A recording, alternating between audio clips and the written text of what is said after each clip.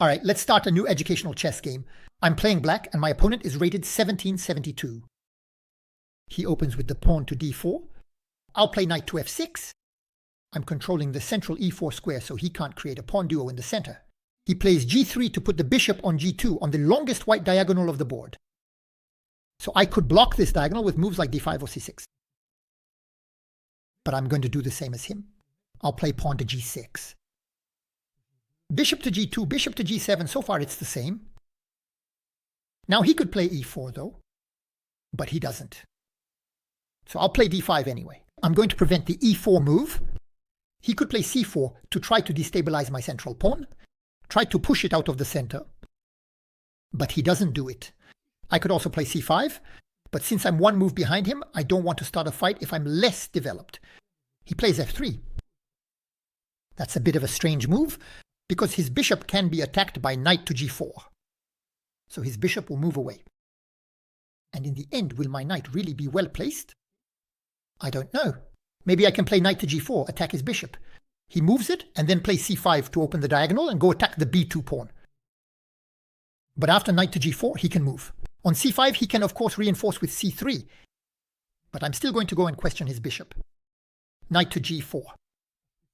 Because if I can take his dark squared bishop, I'll win the bishop pair.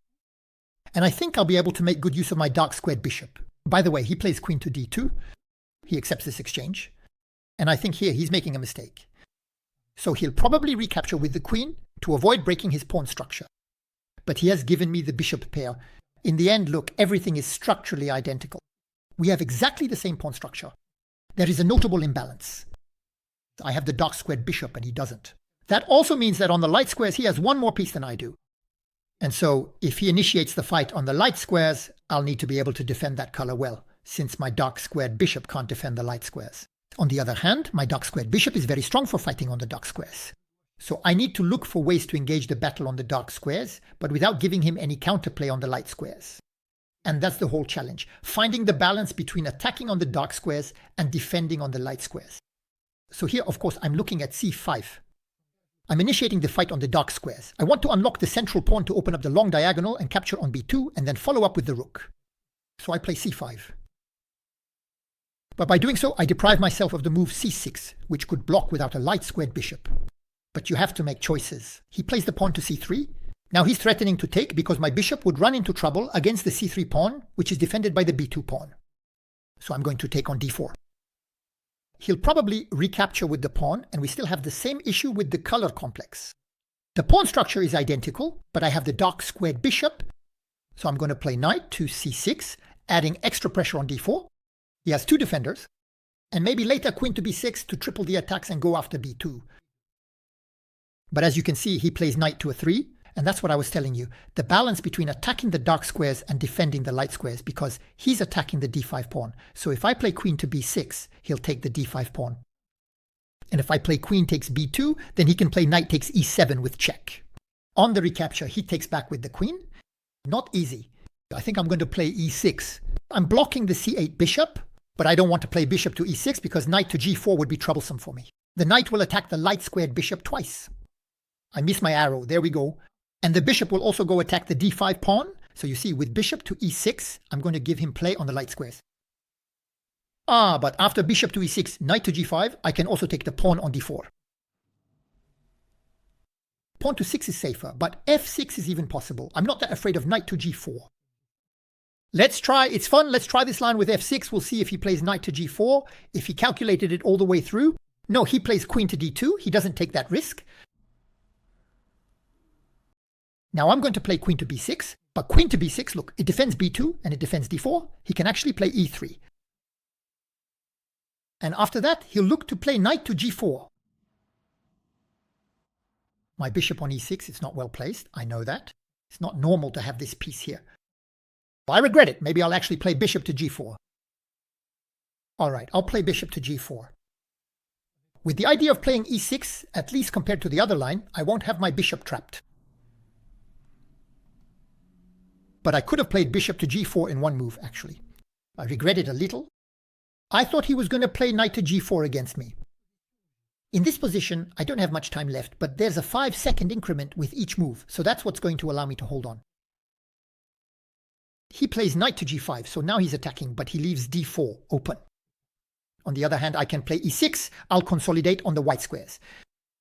Putting pressure on the knight, he won't be able to play e3 because I could take the knight, but this move e6 is terrible for him.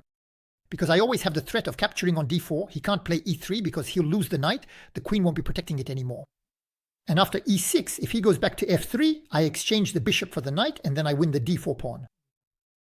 So e6, I consolidate on the white squares and attack on the black squares. You see d4, the knight here. Maybe my opponent played a bit too quickly. He plays f3. But f3 weakens the black squares even more. Bishop takes d4, check. He was able to move the pawn to f2 to shore up his king's defenses. So I can capture with check, but he's going to play e3. But I don't lose any pieces. Because when he plays e3, I can take the knight and attack his queen. But above all, I can take the knight on g5. He won't be able to take my bishop here because his queen is in the way. Still fighting over the black squares. The king on a black square, the queen on the black squares, the d4 pawn, the f3 push that weakens things, the knight that's under attack. There are all sorts of networks on the black squares. So here, I'm not going to waste my time moving my light squared bishop. I'm going to play bishop takes d4, check. And after e3, queen takes knight. And if he takes my bishop, I'll then take his pawn on e3, and I'll win several pawns from him. And his bishop on g2 is completely shut down by the defensive pawn structure on the light squares. f7 defends e6, which defends d5. I've won the color battle in this game. He didn't understand the need to properly defend d4. He exposed his knight on g5 on a dark square, and especially that move to f3. Which is actually a reaction that's a bit impulsive, really. He saw my bishop here, it made his hair stand on end, and he immediately wanted to chase me away. He plays f3, and so queen takes. And you can see the various pins on the dark squares. But this game perfectly illustrates the battle over the dark squares. You can see the mistake of having played f3. With the 2 pins here, it's brutal. He plays f4. And now what can I do? Anyway, I'm going to lose a piece again. Or maybe not. I can play bishop takes knight. If he takes my queen, I take his. And after bishop takes knight, if he recaptures, I can save my queen and I end up a piece ahead. So bishop takes knight. Definitely my dark squared bishop, which he allowed me to have in the opening. He's the one who gave me the dark squared bishop. Remember when I played pawn to g4 to take the dark squared bishop? He played queen to d2 and let me capture it. In the end, my dark squared bishop caused him a lot of trouble. He plays queen to c3. So now, of course, I have to save my queen. I don't know where would be best for her. Maybe on e7, maybe on f5. Honestly, I don't know. I don't think it's very critical here. I'll go to e7, so I can then aim for b4. I'm up a piece. Now I'm just going to look for piece exchanges to calm my opponent down. If I play queen to b4 and he trades, he could still get into my position. I can win a pawn. He can win one there. But that's not a problem. With an extra piece, you can allow yourself anything here. Besides, if he wants to keep any semblance of counterplay, he'll refuse the queen exchange. He'll decline the queen trade, but as a result, he lets me take control of the good squares. There he trades. And he pushes my knight back, so I can simply go back to c6. I could go to d3 to attack the rook and the pawn. But I'll go to c6. Then I'll put my rooks on the c-file. Move my knight and offer a rook exchange. He plays rook to c3. So I play knight to e7, so my rook is protected twice. I take and play rook to c8. There you go. We're going to exchange the rooks off the board. Or he moves his rook aside, but then he gives me the file. So now how do you win this endgame? You simply need to bring your knight over to attack the dark squares. Since his dark squared bishop won't be able to defend them, that means ideally my knight should attack e3 and a3. So it needs to be on c4. Of course, he could exchange with me, but I'll recapture with the pawn. I'll have a passed pawn plus an extra bishop in the endgame, and that's completely winning. So I'm aiming for the c4 square to attack these two weaknesses. He takes, I recapture, and I have the passed pawn. I put my pawn on the dark square and create a barrier for him between controlling the dark squares and the light squares. Whenever you have a light squared bishop in terms of structural development, try to place your pawns on dark squares to control all the squares on the board. Now, if I push forward, he'll come to d2 and be able to block my pawn. So now I'll simply bring my king over. King f8, king e7, king d7, king c6, king b5. You see, we're simply going to bring the king closer. And that's it. He resigns because he realizes his king can't get through. And I'll just bring my king to b2 to escort the pawn to promotion. And once I have a new queen, obviously, he has no chance of escaping. So the computer gives me 95% accuracy versus 84% for my opponent. But let's look at where he cracked. The position at the moment he cracked is very interesting. Let's take a look at it. d4, kef6, g3. So I played g6. I decided to mirror him. bg2, bg7, kf3. The pawn to d5. We have symmetry. Kingside castle, kingside castle. He puts the bishop on a3, and this move caught my attention. It's still an unusual move. So of course, maybe he wants to go to g5 because of the h6 push. And with f4, he might be afraid of knight h5. So he puts his bishop on e3. In reality, he didn't absolutely have to develop that bishop right away either. And here I play knight to g4 because, after all, putting the bishop on e3 catches my attention. I want to deprive him of that dark squared bishop. And here he could have moved his bishop, for example, played bishop to f4, to which I would have played c5 anyway. I would have always taken advantage of the fact that the c1 bishop was developed because now the b2 pawn is no longer protected.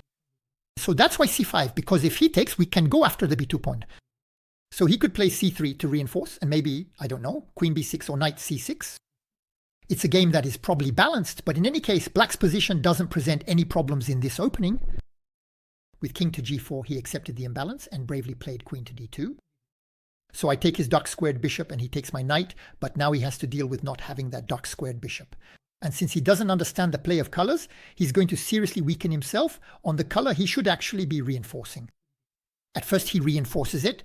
When I play c5, he understands and plays c3. I take on d4. Maybe I could have played queen to b6 to go after the b2 pawn, but I took on d4, he took back on d4, and then knight to c6. Here he plays knight to c3. I'm not playing very well here either. Bishop to e6 isn't exactly the move of the year. In the end, I do the same as him, but I told myself that after knight to g5, I had the capture on d4, which also allowed me to defend the bishop. So then he can take here on e6, and if I recapture with the knight, I lose on d5, so I'd have to take back with the pawn. I win a pawn, but still my pawn structure isn't great. So bishop to e6 isn't a very good move, and here on the other hand, there was a really good move. A really good move that I missed, and I'm going to invite you to try to find it. What would you play in this position with black? You have to play better than what I did in the game. So what exactly did you come up with then? Here, you have to fight for the dark squares with the push to e5. But in my mind, the pawn on e7 was supposed to go to e6 to reinforce d5. And I forgot that the attack on the dark squares here would be devastating because he can't take on e5 due to the d4 push and the fork. Here he loses a piece. The knight and the queen are defending, and the pawn is attacking both the queen and the knight. That means this push to e5 is very strong. If he can't take, he comes under heavy pressure here on the d4 pawn. He could also play rook to d1 to defend, but then the push to e4 chases his knight away. And in the end, the position is very interesting. The e4 pawn has gained space. There's pressure on the d4 pawn, and the knight has been pushed back. The bishop on g2 is blocked by the presence of the e4 pawn. It's a very beautiful position. As you can see, the analysis bar is giving me quite a significant advantage. So in this position, f6 was not a great move. I should have played a5, but I played bishop e6, and then he played queen d2. Now I play bishop g4, realizing that this isn't the right square for the bishop here, and he plays knight g5. He wants to free the light-squared bishop. You have to understand why he's playing this move. He frees the light-squared bishop to attack, but the problem for him is that I can simply play e6, defend the d5 pawn, and counterattack his knight. And that's where he makes a mistake. What should he have played in this position? Not easy, actually, because the problem is that I'm attacking the d4 pawn twice. If I play a 3, I win the knight. the queen no longer protects it. And if he goes back to f3, I can exchange the light squared bishop for the knight and then win the d4 pawn. So what should he have played? How can he avoid losing material? In the game, he played f3, and we realized that was wrong. So you can play the video again without pausing. Did you find it? It's not f3 that he should have played, it's h3. The difference is that by keeping the pawn on f2, he protects his king from any attack along the dark diagonal.